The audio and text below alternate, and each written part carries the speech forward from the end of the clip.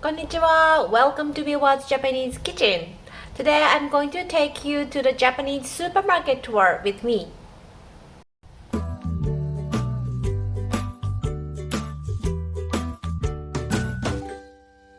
A lot of you requested me to do the supermarket tour here on YouTube, so I'm going to show you all the Japanese condiments which I personally categorize as essential in Japanese cuisine. Since there's a lot of information I'd like to share here, I might be making 3 series for this topic.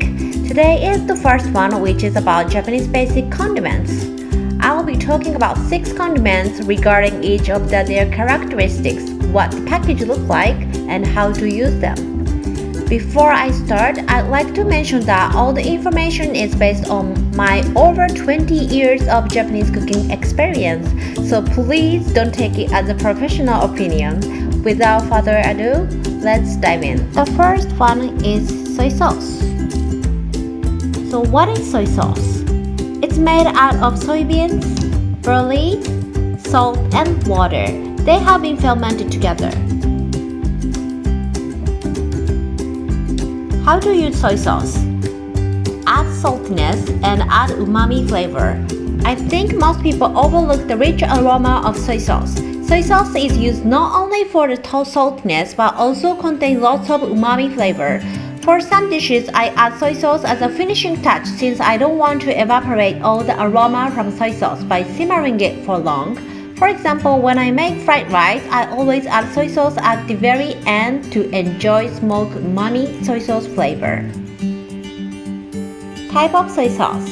Koikuchi shoyu, dark soy sauce. About 80% of soy sauce you see at the supermarkets are this type. If you don't know which to buy, please go for this Koikuchi shoyu. This has a multi-use. There is also a reduced sodium version of this. It's written Gengen on the package. Used for Japanese words would be these two. Usukuchi shoyu, light colored soy sauce.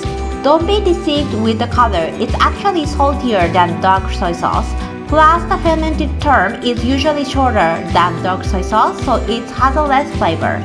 I use this for making udon soup or veggie dishes when I don't want to ruin the color of the other actual ingredients themselves. Useful Japanese word would be usukuchi, light colored.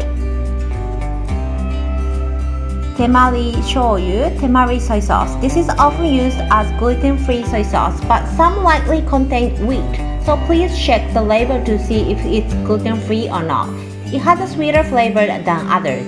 It's thick also. I usually use this for homemade teriyaki sauce since the color becomes beautifully reddish when it's cooked, and also go with the raw fish very well. Moving on to the second one, mirin. Mirin is a sweetened rice wine. It's made of rice malt, and shochu, also known as a distilled liquor, and that's been fermented. How to use mirin? Add sweetness.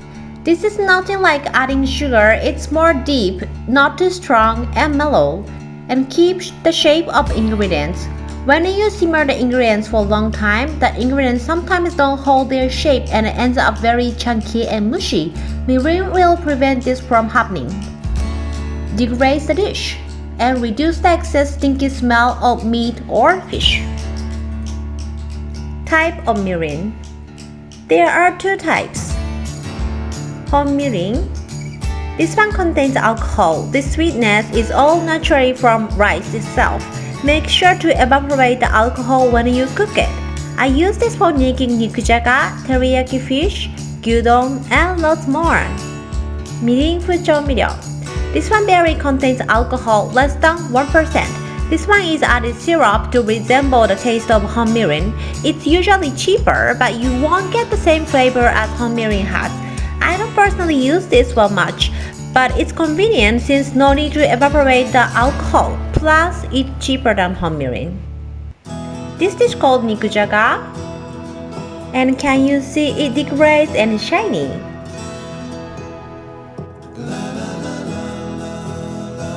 Okay, next one, rice wine. Rice wine is made of rice, malted rice, and water, and that's being fermented again. How to use rice wine? Tenderize the ingredients helps to hold the moisture. And number 2, reduce the unnecessary stinky smell from the ingredients and add umami flavor. On the last video, I made this gyudon by using rice wine hack. Make sure to watch it as well, and I put the link on the description box below as always. Type of rice wine. There are 2 types. SOYSAUCE, pure rice wine. It contains rice and rice malt only, contains no additives. Ryorishu, cooking rice wine. Biggest difference from SOYSAUCE is the salt that's added. Sometimes it contains other additives as well. Price is usually cheaper than SOYSAUCE. In my opinion, this one has less flavor and aroma compared to SOYSAUCE, so I always buy SOYSAUCE. But again, really up to you. Okay, next one, MENTSUYU. If you've tried tempura or soba noodle, you probably remembered how the dipping sauce tastes like. That is exactly how MENTSUYU tastes like. The major components are soy sauce, MIRIN, and fish stock base. It really resembles soy sauce, so take a close look at the package. And how to use MENTSUYU. Since it's very savory and rich in flavor, it has many uses. It's used for noodle soup and tempura dipping sauce as I already mentioned, and other than that, it can be used for marinating fish or meat, for dressing, even for the Japanese style pasta sauce. I'll say just try and find your own way to adapt it to your cooking. I use it for Japanese soft-boiled egg recipe I shared on my channel already. I put the recipe link in the box below. Type of MENTSUYU. The dilution ratio is different depending on the product. The one with the nibainosh gummies needs to be thinned out with the water 2 times. We also have a sanbainoshku and straight. So the key Japanese words here would be noshiku, concentrated, straight, doesn't need to be thinned out. Next one, PONZU. PONZU is a mixture of soy sauce, fish stock, vinegar, and citrus flavor. It's tart and savory. How to use them? I usually enjoy it just as is, drizzling over hamburger steak or cold noodles, making it into a dressing with any oil you like. It might be just me, but I sometimes even drizzle over the rice porridge when I feel something is missing. It's very refreshing and not too salty like soy sauce.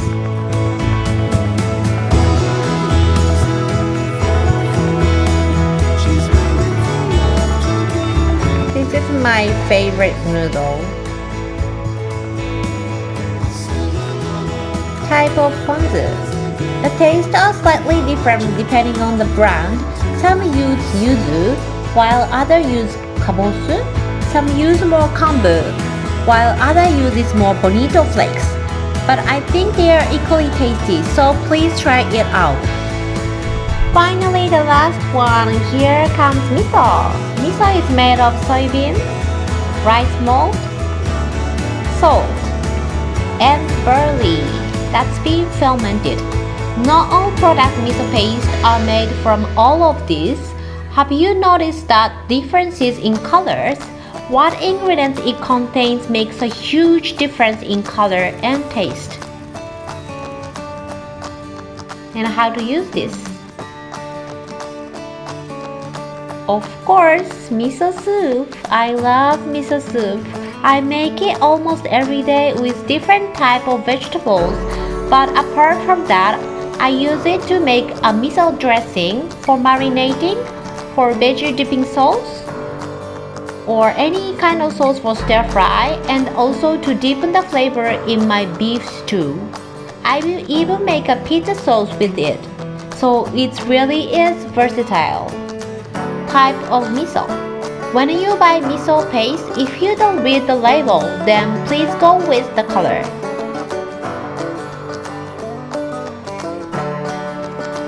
Yellow miso. The one with the lighter color, generally speaking, these are usually sweet because they contain more rice malt, less salty, and are relatively mild. Red miso. This one with a darker color, they have a strong flavor because they contain more soybeans, are saltier and longer lasting compared to yellow miso. I use this pot to enrich the flavor of my beef stew. Barley miso is not so major compared to the previous two. To me, it has a unique flavor, but some people love it, so it's always worth trying it at least once. For miso, you really have to find the right one which fits you. Since there are so many brands, it can be a long journey to find a product you are happy with. But I think it's also fun to discover many products. Please let me know if you already have your favorite brand. I'm making a homemade miso paste here, so maybe you can try that too. So this is it. I know it was quite a lot of information. I hope this video helped you to integrate Japanese cuisine and culture a little more into your cooking. This video is based on a couple of expats I interviewed and their struggle with Japanese ingredients. If you have any other things you are struggling with in your daily life, please leave a comment below.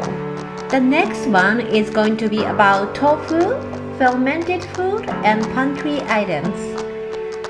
Please subscribe for the next video. Thank you very much for watching. Bye bye. またね